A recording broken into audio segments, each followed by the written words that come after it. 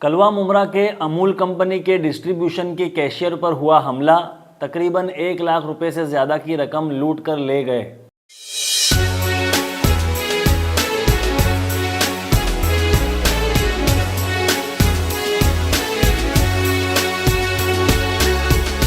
मैं अरफात कासमानी, आप देख रहे हैं टुडेज वॉइस न्यूज़।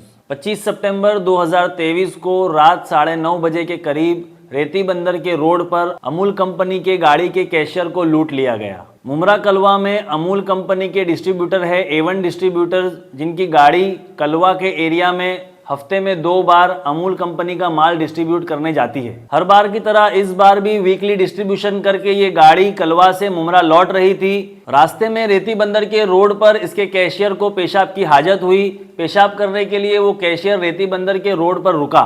उसी दरमियान कैशियर का ये कहना था कि 2 लोगों ने आकर उसको धमकाया, उस पर हमला किया, उसके हाथ पर ब्लेड से वार किया और उसके बाद कैश से भरी हुई बैग को लूट लिया। हम आपको बता दें कि इस डिस्ट्रीब्यूशन का ओनर मैं ही हूं, अरफात कासमानी। मुझे खबर मिलने के बाद मैंने फ़ौरन मुमरा पुलिस स्टेशन में कंप्लेंट की। मुमरा पुलिस स्टेशन से 2 कांस्टेबल आए। स्पॉट पर आकर उन्होंने जगह की जांच की। उसके बाद जो कैशियर पर हमला किया गया था उसकी मेडिकल की गई। मेडिकल करने के बाद मुमरा पुलिस स्टेशन में जांच शुरू की गई। मुमरा पुलिस का सीधा शक गया था कैशियर पर। कैशियर का नाम है तौसीफ हुसैन साबले।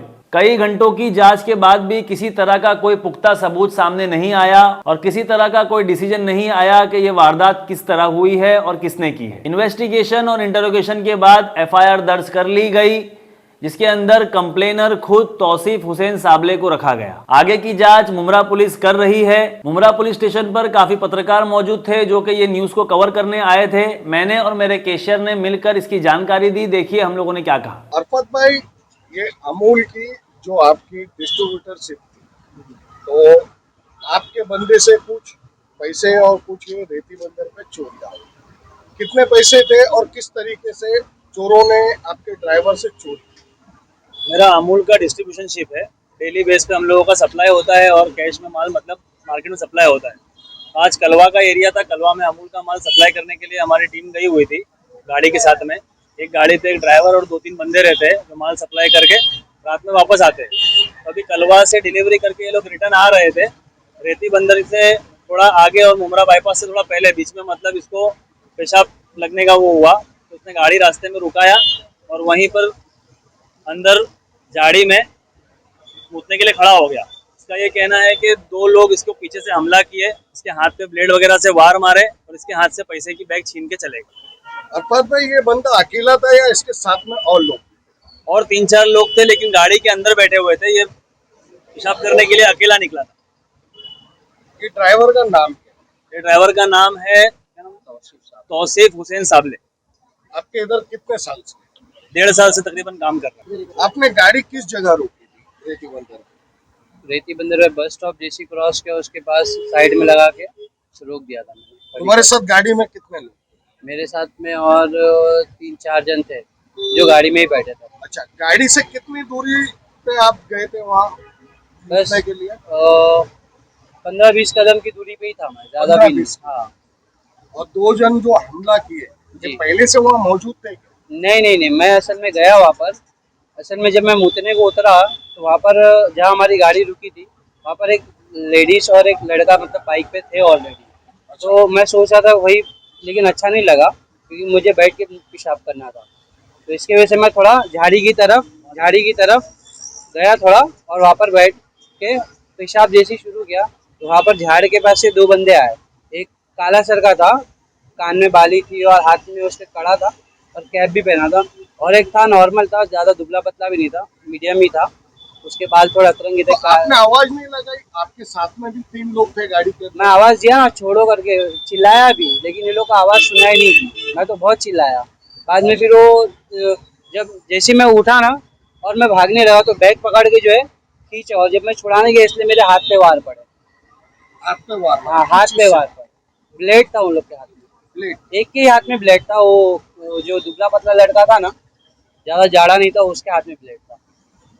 उसके हाथ पे वार? हाँ, मैं बैग असल में बैग को ही सेफ्टी करना था मुझे, इसके वजह से मेरे हाथ पे वार मारे। बैग असल में मैं ऐसा बैठा था, जब उठा ना मैं तो सीधा बैग ही पकड़ लिया उन्होंने। बैग आपका कैसा था? जो कंधे पे दोनों कंधे पे, जैसे दोनों कंधे कॉलेज पे, बैग हाँ आता है, जैसा वैसा कॉलेज बैग। बैग वैसा ही था, एग्जैक्ट वैसा ही था।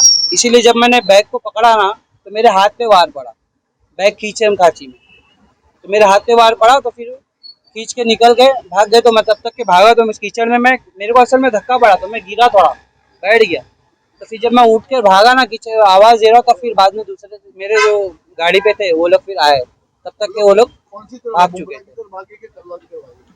मुमरा की तरफ भागे सर, पीछे की तरफ। असल में कैसा वहाँ पर खाड़ी है, तो वो लोग पीछे की तरफ से, अब इस तरफ गए उस तरफ गए वो तो नहीं देखा मैंने, लेकिन वो उस तरफ से निकल गए कहीं। तो इतने में सब साथी लोग आए, हम लोग आगे पीछे देखे, लेकिन कोई तुम्हारा वही रास्ता है क्या डेली? डेली का नहीं है, हफ्ते में वीकली एक बार तो आना जाना हमारा रहता ही है, वीकली। वीकली मतलब Weekly। पेमेंट लाना, हाँ, माल असल में पहुंचाना, गाड़ी पे ड्राइवर भी मैं ही हूँ और कैशियर भी मैं ही हूँ, और मैं असल में बैग भी गाड़ी में छोड़कर नहीं जा सकता, इसके वजह से मैं बैग लटका के ही रखा था। तो अभी आप मुंब्रा पुलिस, आप मुंब्रा पुलिस में आए थे, जी। मुंब्रा पुलिस चौकी में आपने वहाँ 112 की हेल्पलाइन भी ली, जी हाँ। और यहाँ आने के बाद क्या? यहाँ आने के बाद उन्होंने मुझे मेडिकल की रिपोर्ट मेडिकल मेमो दिया? हाँ, अभी आप मेमो दिया। मेडिकल को जाओ। अभी वो बोले कि मेडिकल मेमो कराओ जो भी है, फिर आने के बाद देखते हैं। मेरा बोलना ये है शाहिद भाई एक्चुअली कि नॉर्मली हम देखते हैं कि बाईपास के उधर शील फाटक के पास वहाँ पे पुलिस का काफ़ी इंतजाम रहता है और ट्रकों को रोक रोक के मतलब पुलिस वाले बराबर चेक करते हैं।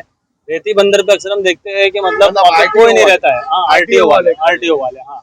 तो वहाँ पर पुलिस का कोई बंदोबस्त होना चाहिए क्योंकि वहाँ से रेती गाड़ियाँ बंदर के आती जाती है, वहाँ पे ऊपर मतलब कोई ऐसी चेकिंग नहीं होती है, कोई पुलिस का बंदोबस्त नहीं है कि मतलब चोरों चक्कों को किसी तरीके का कोई खौफ नहीं है। तो वहाँ पे एक बहुत इजी टारगेट हो जाता है आने जाने वालों को। देखा जाता है पुलिस की जो बड़ी वैन है हाँ। अक्सर ज्यादातर वहीं खड़ी है। वो वहाँ पे नाके पे खड़ी रहती है, लेकिन और आगे बीच वो में ऐसा रेती कोई भी बंदर बंदोबस्त नहीं है, मतलब जो सुनसान इलाका है, एटलीस्ट वहाँ पे कोई ऐसा आने जाने का चक्कर होना चाहिए पुलिस वालों का। जैसे वहाँ पे अक्सर कपल्स भी बैठे रहते हैं अकेले, हम देखते हैं आना जाना करते हैं। मेरे हिसाब से वहाँ पर पुलिस वालों का थोड़ा सा और बंदोबस्त बढ़ना चाहिए ताकि आने जाने वालों को थोड़ा सुरक्षा मिले। और वहाँ कैमरे भी नहीं। कैमरा वगैरह भी नहीं है कि मतलब, और वहाँ पे लोग आने जाने वाले को इजी टारगेट कर सकते हैं मेरे हिसाब से। ये थी हमारी आज की न्यूज। आगे की न्यूज के लिए जुड़े रहें, देखते रहे टुडेज वॉइस न्यूज।